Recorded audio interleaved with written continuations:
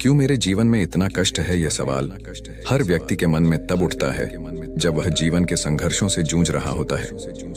क्या यह पुराने कर्मों का परिणाम है या नियति का कोई खेल?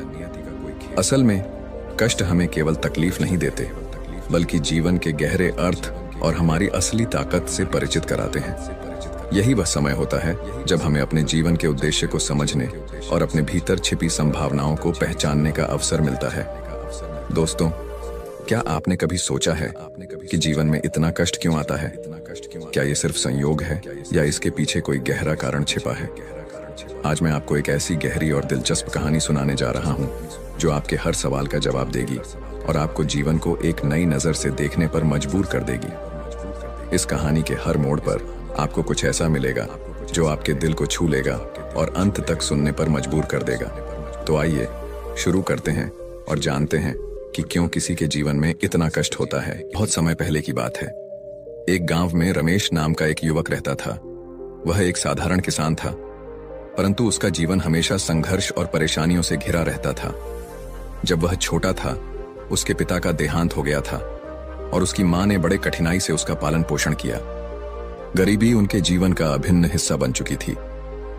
हर दिन रमेश अपने खेत में दिन रात मेहनत करता, परंतु फिर भी उसे कोई संतोष नहीं मिलता। उसका मन हर समय व्यथित रहता। समय के साथ रमेश के जीवन में एक अजीब सी उदासी और असंतोष ने घर कर लिया। उसे लगने लगा कि उसका सारा जीवन कष्ट और दर्द में ही बीत रहा है। कई बार उसने भगवान से प्रश्न किए, परंतु उसे कभी कोई उत्तर नहीं मिला। एक दिन रमेश अपनी असफलताओं से बहुत थक गया था। उसे लगने लगा था कि उसके जीवन में कभी कोई खुशहाली नहीं आ सकती। उसने निराशा में सोचा, क्यों भगवान, क्यों मेरे साथ ही यह सब हो रहा है? क्या मैंने कभी किसी का बुरा किया? क्या मैंने इतने बुरे कर्म किए हैं कि मेरा जीवन हमेशा तकलीफों से भरा रहे? उस दिन रमेश अपने गांव से दूर एक जंगल के पास चला गया। जंगल में एक शांत स्थान पर एक विशाल पीपल का पेड़ था, जिसकी छांव में लोग अक्सर बैठते थे। रमेश भी उस पेड़ के नीचे बैठ गया। उसके मन में असंख्य सवाल उठ रहे थे। उसने आकाश की ओर देखते हुए अपने आंसुओं को रोकने की कोशिश की और धीमे स्वर में बोला, हे भगवान, क्या मैं इतना बुरा हूं? क्यों मेरे जीवन में इतनी मुश्किलें हैं? मुझे अपने कर्मों का ऐसा फल क्यों मिल रहा है? रमेश की यह पीड़ा वहां से गुजर रहे एक साधु ने सुनी। वह साधु साधारण वेशभूषा में था, परंतु उसकी आंखों में एक विशेष चमक थी जो उसके ज्ञान और शांति का प्रतीक थी। वह साधु रमेश के पास आकर ठहर गया और उसे देखता रहा। कुछ देर बाद जब रमेश ने अपने आंसुओं को पोंछा और सिर झुकाकर बैठा, तब साधु ने नम्रता से पूछा, वत्स, तुम क्यों इतने दुखी हो? क्या तुम्हारे जीवन में इतनी बड़ी समस्या है जिसे तुम अकेले नहीं सह सकते? रमेश ने अपनी आंखों को थोड़ा उठाकर साधु की ओर देखा। उसके चेहरे पर दर्द और निराशा की लकीरें साफ दिखाई दे रही थीं। वह साधु के चरणों में गिर पड़ा और बोला, स्वामी जी, मैं जीवन से बहुत थक गया हूं। हर दिन संघर्ष करता हूं, लेकिन मुझे कभी सफलता नहीं मिलती। मुझे नहीं समझ आता कि मेरे साथ ही यह सब क्यों हो रहा है। क्या मैंने कोई पाप किए हैं जिनका फल मुझे आज मिल रहा है? साधु ने रमेश को उठाया और अपने पास बैठाया। उन्होंने उसकी आंखों में गहरी समझ और करुणा से देखा और कहा, वत्स, जीवन में सुख और दुख का अनुभव हर किसी को होता है। यह संसार का नियम है कि हर कर्म का फल हमें भोगना पड़ता है, चाहे वह अच्छा हो या बुरा। परंतु याद रखो, कष्ट केवल इसलिए नहीं आते कि हम दुखी हों, बल्कि वे हमें सिखाने और हमें सशक्त बनाने के लिए आते हैं। रमेश ने आश्चर्य से साधु की ओर देखा और कहा, स्वामी जी, मैंने हमेशा अच्छे कर्म किए हैं, फिर भी मेरे जीवन में इतना कष्ट क्यों है? क्यों मैं ही हर समय परेशानियों का सामना करता हूं? साधु ने थोड़ी देर चुप रहकर रमेश की बातें सुनी, फिर बोले, रमेश, क्या तुम जानते हो कि जीवन में जो कुछ भी होता है उसका एक गहरा अर्थ होता है? जीवन की हर घटना, हर कष्ट हमारे लिए एक संदेश लेकर आता है, और यह संदेश केवल उसे समझ में आता है जो गहराई से देखता है। रमेश अब और अधिक जानने के लिए उत्सुक हो गया। उसने साधु से पूछा, स्वामी जी, क्या इसका मतलब यह है कि मेरे कष्ट भी मुझे कुछ सिखाने के लिए हैं? अगर ऐसा है तो मुझे क्यों नहीं समझ में आता कि मुझे इन कष्टों से क्या सीखना है? साधु मुस्कुराए और बोले, वत्स, यह संसार एक बड़ा विद्यालय है और जीवन हमारी परीक्षा। कभी कभी हम जो सीखने की कोशिश करते हैं वह हमें तुरंत समझ में नहीं आता, क्योंकि हम केवल अपने दुखों पर ध्यान देते हैं, लेकिन यदि हम ध्यान से देखें तो हर कष्ट एक नई सीख लेकर आता है। रमेश, जीवन में बहुत बार हमें लगता है कि हम कष्टों के समुद्र में डूब रहे हैं, लेकिन ऐसे समय में यह समझना जरूरी है कि ये कष्ट हमारे लिए एक सीख है। यह हमारी परीक्षा होती है कि हम इनसे कैसे निपटते हैं। हाथी की तरह केवल बल से काम नहीं चलता, मछुआरे की तरह धैर्य और विश्वास भी जरूरी है।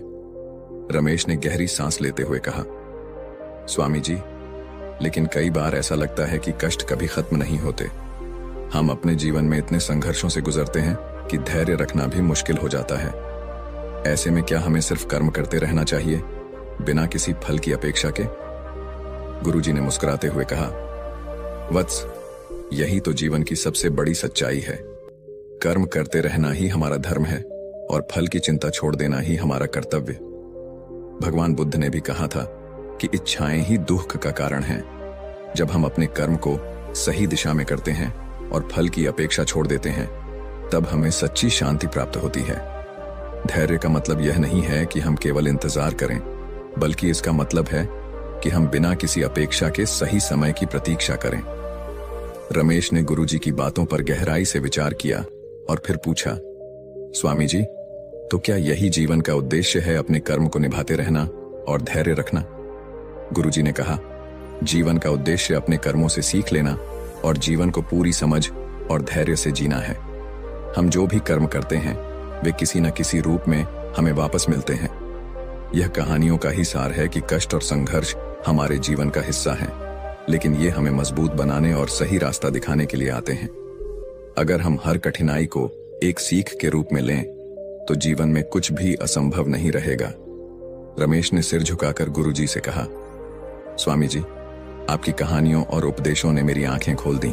अब मैं समझता हूं कि जीवन के कष्ट हमें निराश करने के लिए नहीं आते, बल्कि वे हमें सिखाने और हमारे भीतर छिपी ताकत को जगाने के लिए आते हैं।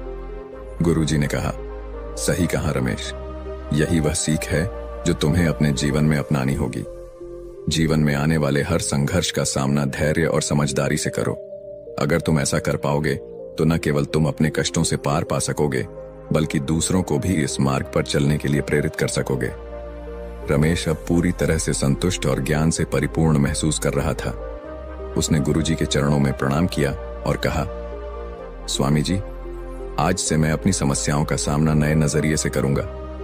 अब मैं अपने कर्मों को समझदारी और धैर्य से निभाऊंगा और किसी भी कष्ट से घबराऊंगा नहीं। गुरुजी ने रमेश को आशीर्वाद देते हुए कहा, जाओ वत्स, जीवन के हर मोड़ पर धैर्य और कर्म का पालन करो और देखना, तुम्हारे जीवन में भी वह समय आएगा जब तुम्हें तुम्हारी मेहनत और विश्वास का सही फल मिलेगा। रमेश ने गुरुजी के उपदेशों को अपने हृदय में गहराई से बसा लिया और वहां से प्रस्थान किया। अब वह जीवन की चुनौतियों का सामना करने के लिए पूरी तरह तैयार था, क्योंकि उसने समझ लिया था कि धैर्य, विवेक और सही कर्म ही जीवन की हर समस्या का समाधान है। गुरुजी ने रमेश को दोनों कहानियों के माध्यम से यह सिखाया कि जीवन में आने वाले कष्ट केवल कठिनाई नहीं है, बल्कि वे हमें हमारे असली उद्देश्य की ओर ले जाते हैं।